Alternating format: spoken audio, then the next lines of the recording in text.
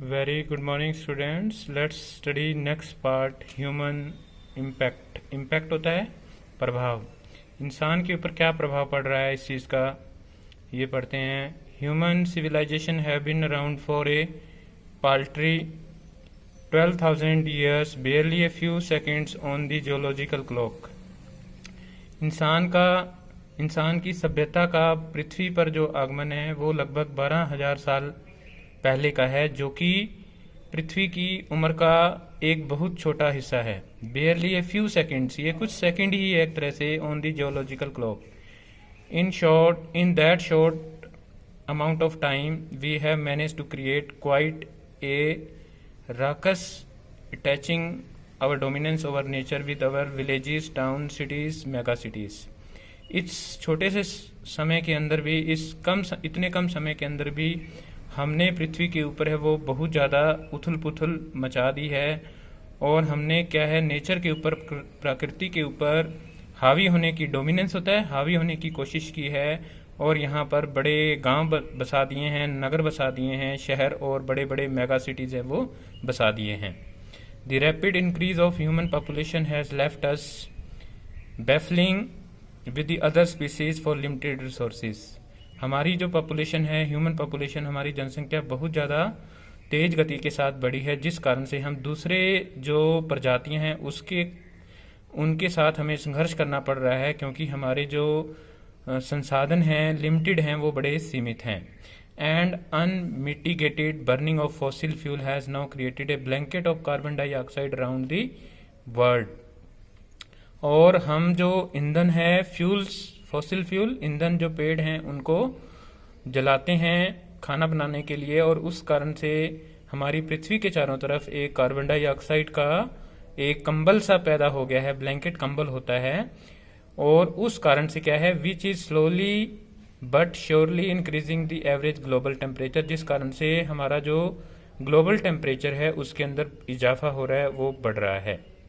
Climate change is one of the most hotly contested environmental debates of our time. Climate के ऊपर, मौसम, पर्यावरण के ऊपर है वो बहुत ज़्यादा डिबेट होती है, इसके ऊपर बड़ी गर्मा गर्म बहस होती है हमारे समय के अंदर. ठीक है, डिबेट होता है, एक प्रकार से तर्क वितर्क होता है. Well the West Antarctic ice sheets melt entirely.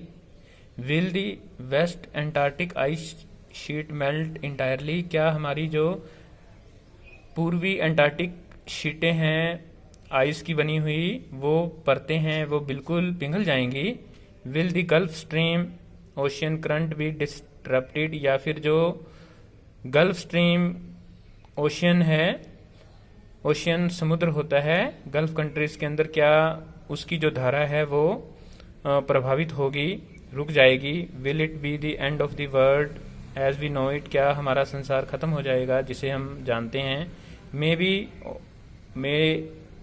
B not, ये हो भी सकता है और नहीं भी.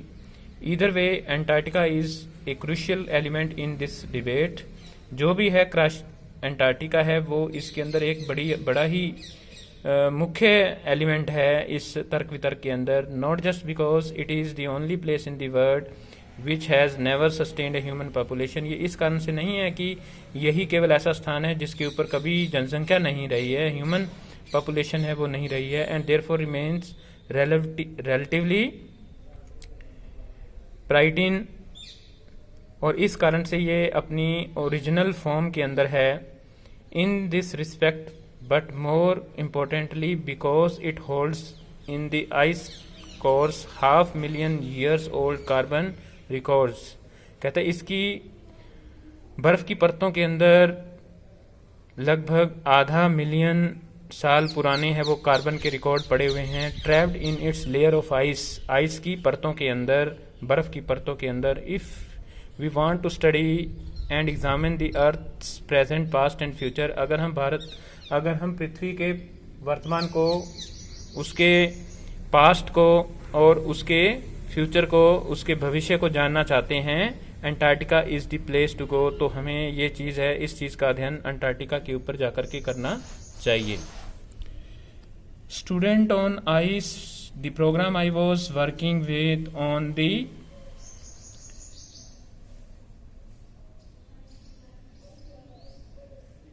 Shavatsky aims to do exactly this।